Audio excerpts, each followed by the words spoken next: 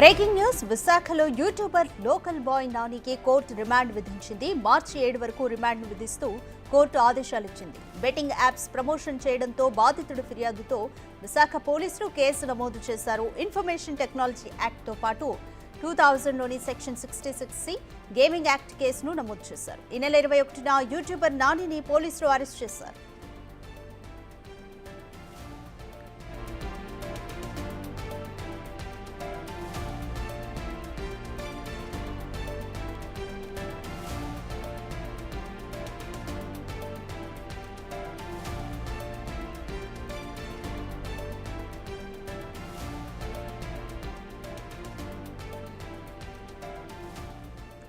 More details మా ప్రతినిధి రాజు అందిస్తారు. రాజు, ఇప్పటికే లోకల్ బాయ్ నాని తను చేసిన వీడియో చాలా ఓల్డ్ వీడియో అని, అయితే దానికి ఈ వీడియో చేసినందుకు కూడా క్షమాపణలు అంటూ కూడా చెప్పాడు. అయితే ఇప్పుడు ప్రస్తుతం కోర్టు అయితే రిమాండ్ విధించింది.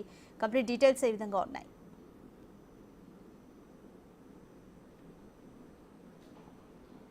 అసలు ఎవరు ఊహించిన విధంగానే ప్రస్తుతం లోకల్ బాయ్ నానికి సంబంధించినటువంటి అరెస్ట్ కొనసాగుతున్నటువంటి పరిస్థితి అయితే ఉంది. సహజంగా ఇట్లాంటి కేసుల్లో అటు పోలీసులు కూడా అరెస్ట్ చేసిన తర్వాత అయితే మీడియా ముందు ప్రవేశపెట్టడం, లేకపోతే ఒక ప్రెస్ నోట్ రిలీజ్ చేయడం లాంటివి చేస్తారు. కానీ లోకల్ బాయ్ నాని అరెస్ట్ని ఎక్కడా కూడా బయట పెట్టకుండా అత్యంత గోప్యంగా పోలీసులు ఉంచినటువంటి పరిస్థితి అయితే కనిపిస్తుంది. ఇది లోకల్ బాయ్ నాని మీద కేవలం ఈ ఒక్క కేసు మాత్రమే కాదు, అనేక కేసులు ఉన్నట్లుగా తెలుస్తుంది. దీంతో పూర్తి స్థాయిలో లోకల్ బాయ్ నానికి ఉచ్చి బిగుస్తుందనే చెప్పాలి.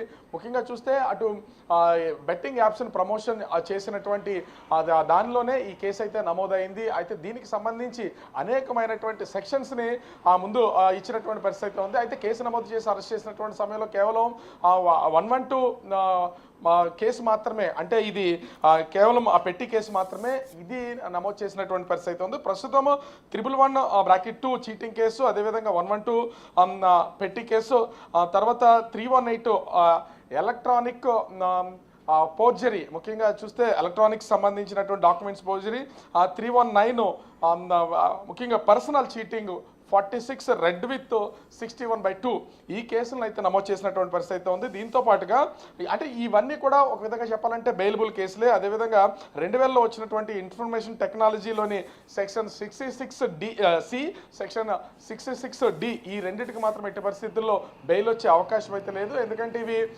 ఐటీ ఇన్ఫర్మేషన్ యాక్ట్కి సంబంధించినటువంటివి కావడం, ముఖ్యంగా చూస్తే వీటిలో ఎక్కడా కూడా ఎలక్ట్రానిక్ డాక్యుమెంట్స్కి సంబంధించినటువంటి ఫోర్జరీకి సంబంధించినటువంటి ఉన్నటువంటి నేపథ్యంలో ఇది చాలా ఇబ్బందికరమైనటువంటిది కావడంతో దీంట్లో అసలు బెయిల్ వచ్చే అవకాశమే లేదని చెప్తున్నారు. దీంతో పాటుగా 1974లో తీసుకొచ్చినటువంటి ఏపీ గేమింగ్ యాక్ట్లోని సెక్షన్ 34 నుంచి కూడా కేసులు అయితే నమోదు చేసినటువంటి పరిస్థితి ఉంది.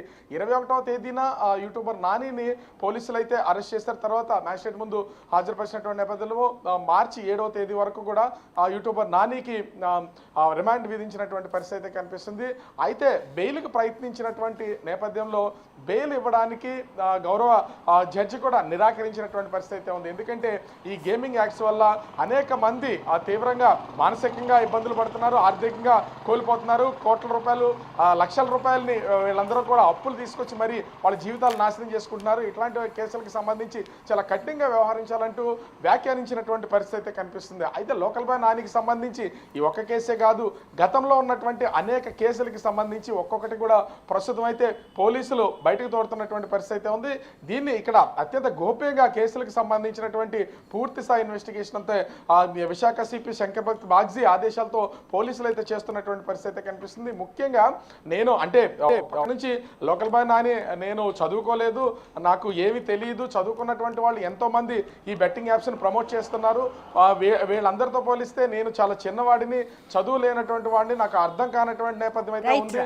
కానీ దీంట్లో నేను తప్పు చేశాను, నన్ను క్షమించాలని ప్రస్తుతం అయితే లోకల్ బాయ్ నాని ఒక వీడియో రిలీజ్ చేసినటువంటి పరిస్థితి అయితే ఉంది. కానీ వీటన్నింటినీ కన్సిడర్ చేయనటువంటి కోర్టు కూడా బెయిల్ ఇవ్వడానికి అయితే ప్రస్తుతం నిరాకరించినటువంటి పరిస్థితి అయితే ఉంది.